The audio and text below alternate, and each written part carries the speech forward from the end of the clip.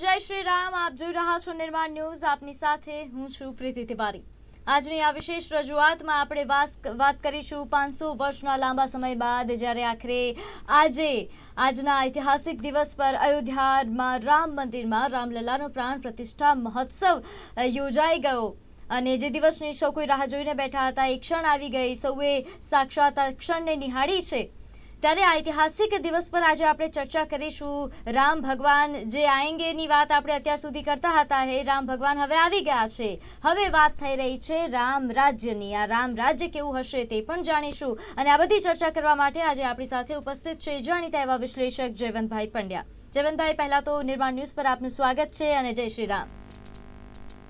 જય શ્રી રામ. રામ રામ. સિયાવર રામચંદ્ર કી જય. જયવંતભાઈ, પહેલા તો આ ઐતિહાસિક દિવસને આપના શબ્દોમાં કઈ રીતે આલેખશો? કેટલો મહત્વપૂર્ણ દિવસ છે આજનો દિવસ? અલૌકિક, અકલ્પનીય, ઐતિહાસિક, અદ્ભુત, અનુપમ, અવર્ણનીય એવો છે. આજનો દિવસ 500 વર્ષની લાંબી સંઘર્ષ યાત્રા પછી આવ્યો છે. આજનો દિવસ એ કોટી કોટી જનની ભાવનાનો એક પડઘો પાડે છે. આજનો દિવસ એ અનેક કાર સેવકો, અનેક હિન્દુઓ એનું બલિદાનનું, અનેકે પોતાની જાતનું બલિદાન આપ્યું, પોતાના પ્રાણનું બલિદાન આપ્યું, અનેકે પોતાના તનનું બલિદાન આપ્યું, અનેકે પોતાના ધનનું બલિદાન આપ્યું, અનેકે પોતાના બલિદાન આપ્યું. અને 1528માં મીર બાકીએ જયારે બાબરના કહેવાથી મસ્જિદ બનાવી, મંદિર તોડીને હિન્દુઓના લોહીથી, પાણીના બદલે હિન્દુઓના લોહીનો ઉપયોગ કર્યો હતો મસ્જિદ બનાવવામાં, એ ક્ષણથી જેને લડત આપી એ બધા જ ત્યારથી માંડીને અત્યાર સુધી બધા જ ન્યાયિક લડત આપનારા વકીલો, જે કહેવાય એનો ચુકાદો અંતે એને મૂર્તિમંત કરનારા આપણી સરકાર, એ બધા જ આજે અભિનંદનના અધિકારી છે.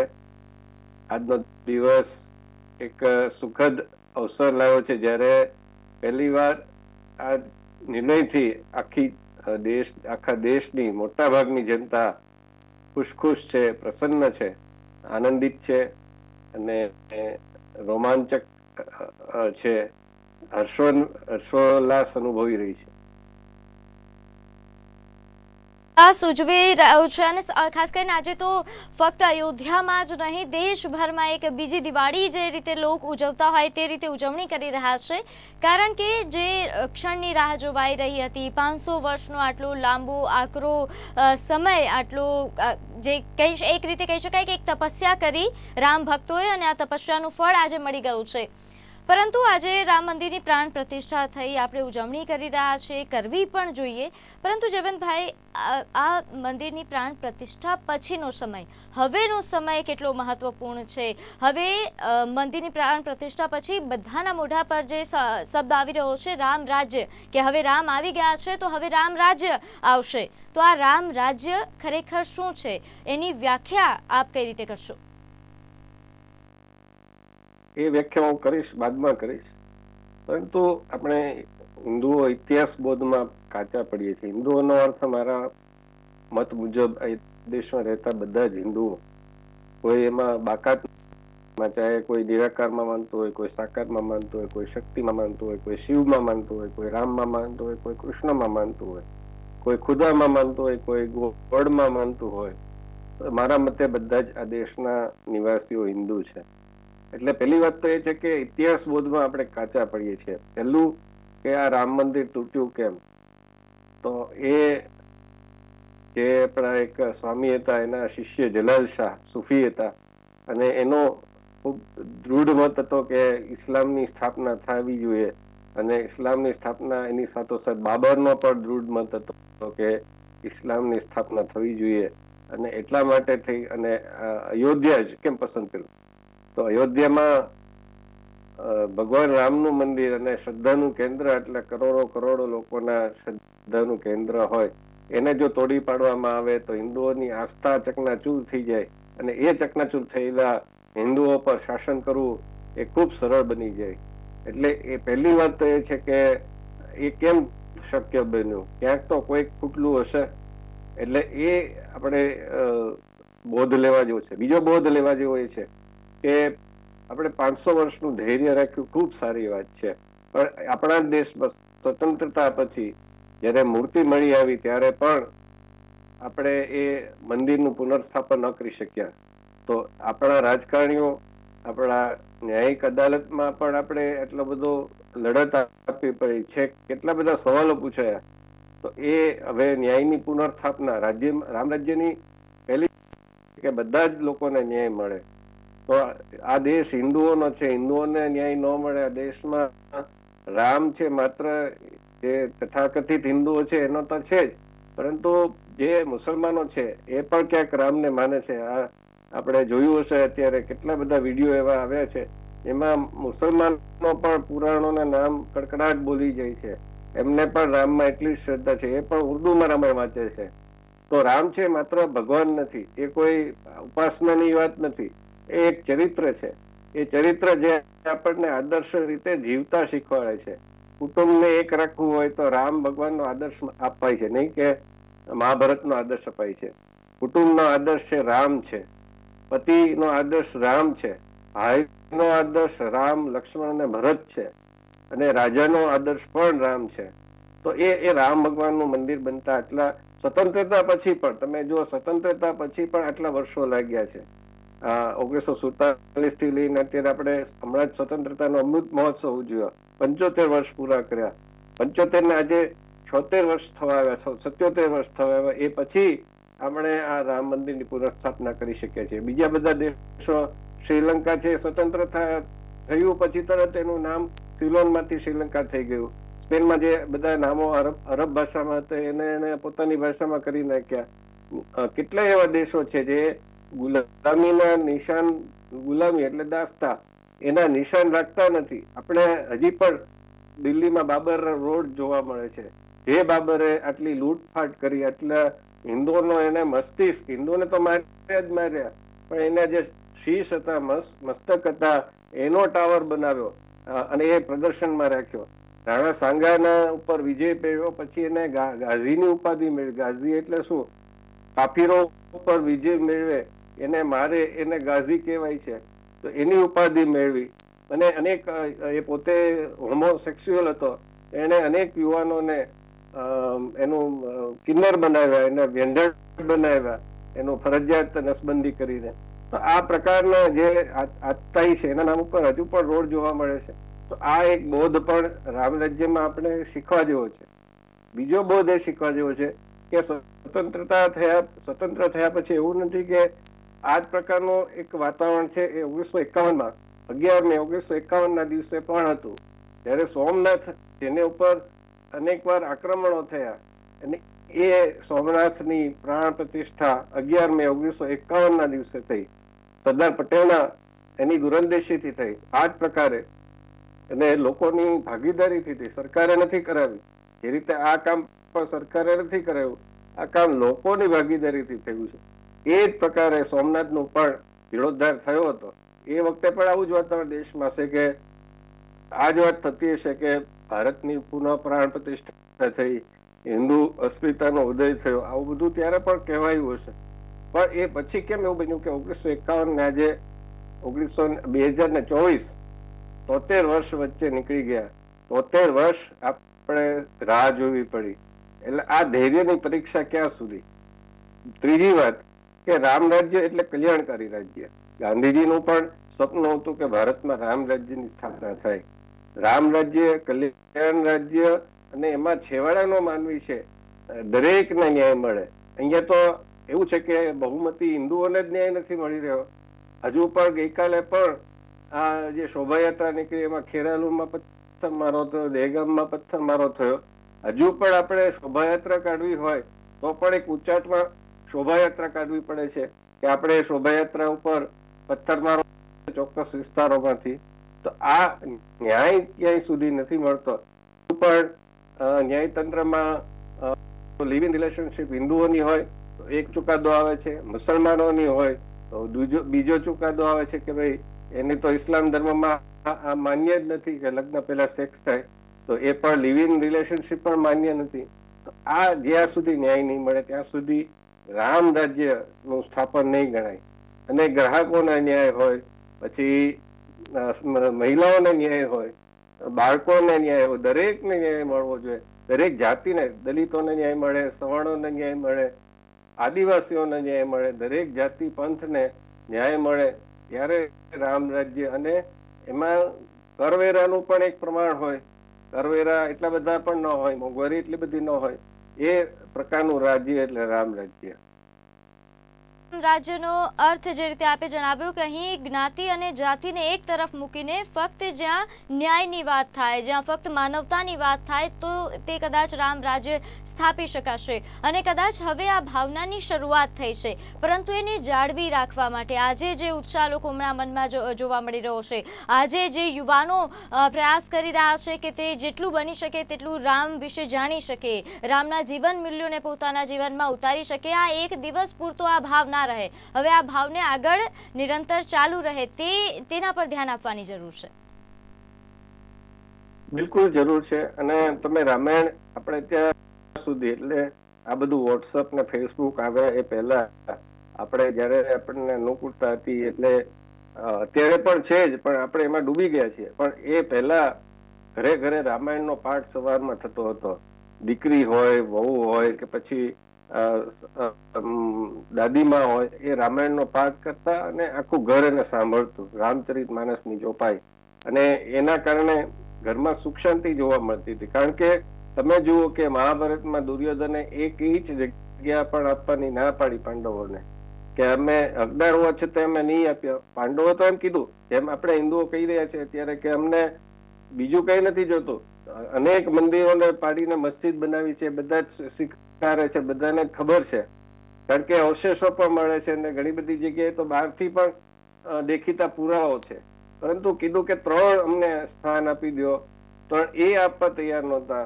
અયોધ્યા, કાશી અને મથુરા. હજી પણ કાશી અને મથુરાનો વિવાદ તો ચાલુ જ છે.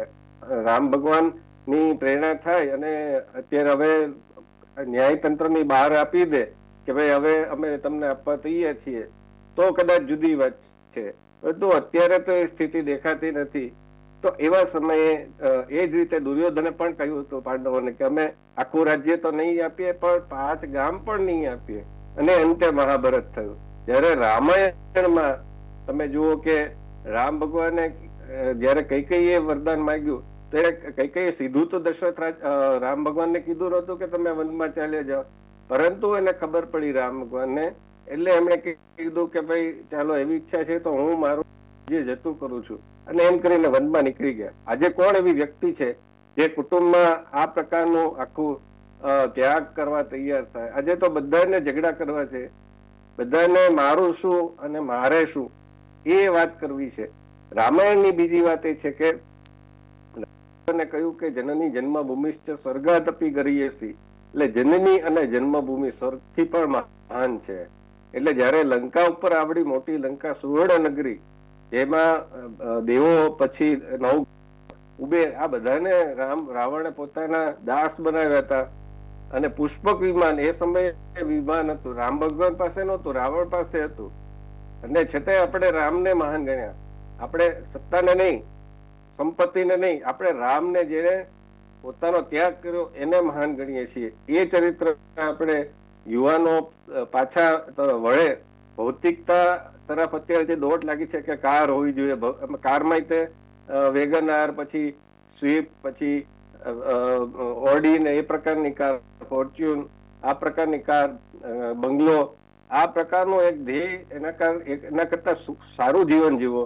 અને એવું જીવન જીવો કે જેથી તમારે પોતાને સ્ટ્રેસ ન આવે, તમારે પોતાને ઝઘડા ન થાય, તમારું પોતાનું સ્વાસ્થ્ય સારું રહે, અને તમારા કુટુંબમાં, કારણ કે સંપત્તિ જયારે ખરાબ રીતે આવે છે, જેમ રાવણે ખરાબ રીતે મેળવી, તો એ ઘરમાં ઘરના એનો નાશ થાય છે. તો એ રામાયણમાંથી શીખવા જેવું છે. એટલે યુવાનોએ આ વાતને ખાસ ગ્રહણ કરવા જેવી છે. કરીને રામાયણને લઈને પણ છેલ્લા ઘણા વર્ષોમાં કારણ કે આપે ઇતિહાસની વાત કરી, ઇતિહાસમાં ઘણા લોકો એવું પણ માને છે કે તેમાં ઘણા બધા છેડછાડ થયા છે. કથાઓ તો બધા જાણે છે, પરંતુ કથાઓ પાછળના જે લીલાઓ ભગવાનની હતી, આ લીલાઓ પાછળના જે ભાવાર્થ હતા એ સમજવામાં હજુ પણ ઘણા એવા વર્ગો છે જે સક્ષમ નથી રહ્યા, જેના કારણે ઘણીવાર વિવાદ થતા હોય છે. તો કદાચ હવે આગામી સમયે એ જે વિવાદો છે તેને પૂર્ણ કરવાનું આવશે. દરેક ભગવાનની લીલા પાછળના જે ભાવાર્થ છે તે પણ સમજી શકશે. બિલકુલ, અને સમજવા જ જોઈએ. તમે વિચાર કરો કે જે કેટલાક વિવાદો થાય છે એ તુલસીદાસજીને રામચરિત માનસના પેલી જે સમુદ્રને કહે છે રામ ભગવાન કે માર્ગ આપે, તો સમુદ્ર છે 3 દિવસ સુધી સતત વિનંતી છતાં માર્ગ નથી આપતો. એના સંદર્ભમાં તુલસીદાસજીએ ચોપાઈ લખી છે કે શુદ્ર નારી પશુ ગવાર સબ તાડન કે અધિકારી. તો એ પ્રકારની ચોપાઈ લખી, એનો આખો ખોટો અર્થઘટન કરી અને વિવાદ કરે છે. તો એ જે વાત છે એમાં સમજવાની જરૂર છે કે રામ ભગવાન પોતે નિષાદરાજ જે વનમાં રહેતા હતા એને પોતાની સમકક્ષ ગણે છે. વશિષ્ઠ જે બ્રાહ્મણ ગણાતા હતા એ રામ ભગવાનની સમકક્ષ નિષાદરાજને બેસાડે છે. બીજું કે રામ ભગવાન સબરી પાસે જાય છે, જે પણ વનવાસી હતા, એના એઠા બોર ખાય છે, એ પણ એક મહિલા અને આદિવાસી હતા. એવી જ રીતે સુગ્રીવ અને હનુમાનજી, તો એ પણ વનમાં રહેતા હતા, આદિવાસી હતા. તો એ પ્રકારનું આખું એને ગળે લગાડે છે. એની મદદથી એ ધારક તો પોતાની અયોધ્યાથી પોતાની મોટી સેના જે ખૂબ જ સક્ષમ હોય એને બોલાવી શકતા હતા, પરંતુ એમણે આખા ભારતને એક રીતે એક કર્યું. એમને જે હેતુ હતો એ આખા ભારતને એક કરવાનો હતો. એટલે ઉત્તર અને દક્ષિણ એ બેયની વચ્ચે સમન્વય કરવાનો હતો, સાંસ્કૃતિક રીતે એક કરવાનો હતો. એટલે માટે થઈને એમણે જે દક્ષિણના લોકો હતા એમનો સાથ લીધો. એમાં પણ પહેલા એને વિનય બતાવ્યો, સમુદ્રને પણ વિનય બતાવ્યો, રાવણને પણ વિનય બતાવ્યો. રાવણને પણ કહ્યું, એમણે પોતાના દૂતો મોકલ્યા, પહેલા હનુમાનજીને મોકલ્યા. હનુમાનજીએ પણ વિનંતી કરી કે રાવણને કીધું કે સીતાજીને છોડી મૂકો, ત્યારે પણ રાવણ ન માન્યો અને એની પૂંછડીને આગ લગાવી. તો હનુમાનજીએ પોતાનું રૌદ્ર સ્વરૂપ બતાવ્યું અને લંકાને બાળી. તો એ સમયે પણ રાવણ નો ચેત્યો. પછી અંગદને મોકલે છે, અંગદને મોકલવા છતાં પણ રાવણ ન માન્યો. પછી યુદ્ધ કર્યું, અને એ યુદ્ધ કર્યું એ પછી એમણે કોઈ પણ પ્રકારનું લંકામાં કોઈ સ્ત્રીને, કોઈ પુરુષોને એવી રીતે માર્યા નથી. લંકામાં કોઈ મંદિરોને ઉજાડ્યા નથી, જેવી રીતે ઇસ્લામિક આક્રાંતાઓએ કરેલું એવી રીતે બિલકુલ કર્યું નથી. અને લંકાની ઉપર પોતાનું શાસન પણ નથી સ્થાપ્યું. એમણે વિભીષણને એટલે કે રાવણના ભાઈને શાસન આપી દીધું. તો આ પ્રકારનું જેનું ચરિત્ર હોય એમાંથી તમે વિવાદ કેવી રીતે શોધી શકો? એને શંભુકનો વધ કર્યો તો આવા બધા વિવાદો સર્જવાનો, સીતાજીને એમ કે વનવાસ મોકલ્યા હતા, આ બધું પાછળથી પ્રક્ષેપિત કરવામાં આવ્યું જેથી લોકો રામાયણથી વિમુખ થાય.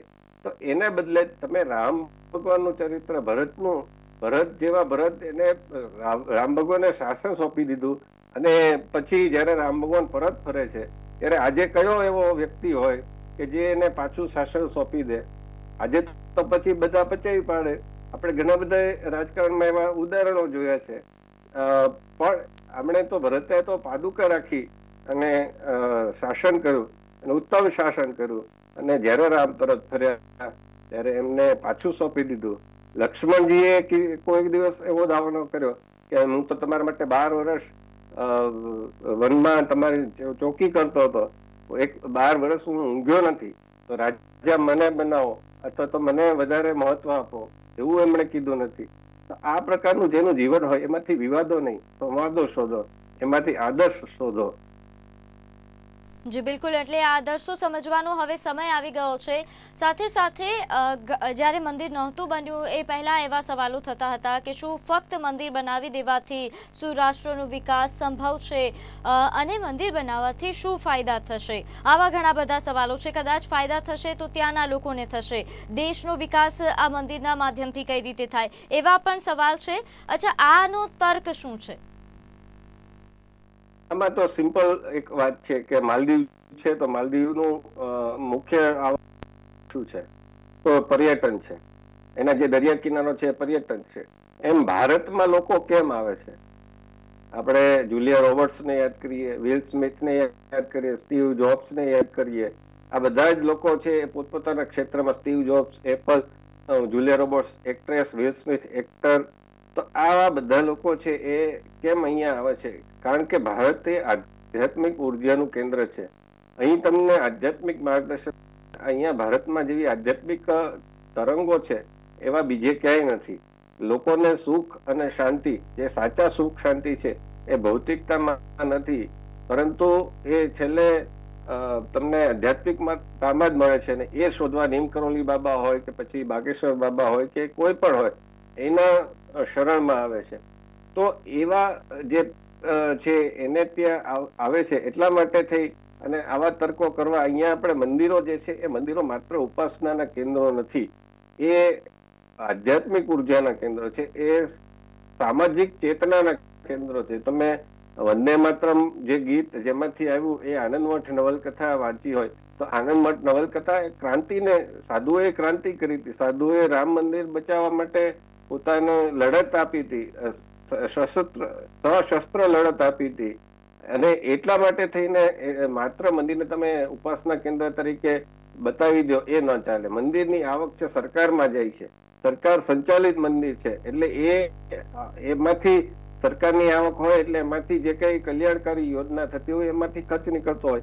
બીજું કે કોરોના કાળ લઈ લો કે બીજે કોઈ પણ એવા આપત્તિના અવસરો હોય તો એમાં મંદિર છે એ પોતાનો પ્રદાન સેવાની રીતે પણ આપે છે. કોરોના કાળમાં આપણે જોયું કે ચાહે સાળંગપુરનું મંદિર હોય કે પછી અંબાજીનું મંદિર, એવા ઘણા બધા મંદિર હતા જેને પોતાના જે રૂમો હતા એને વોર્ડમાં કન્વર્ટ કરી નાખ્યા.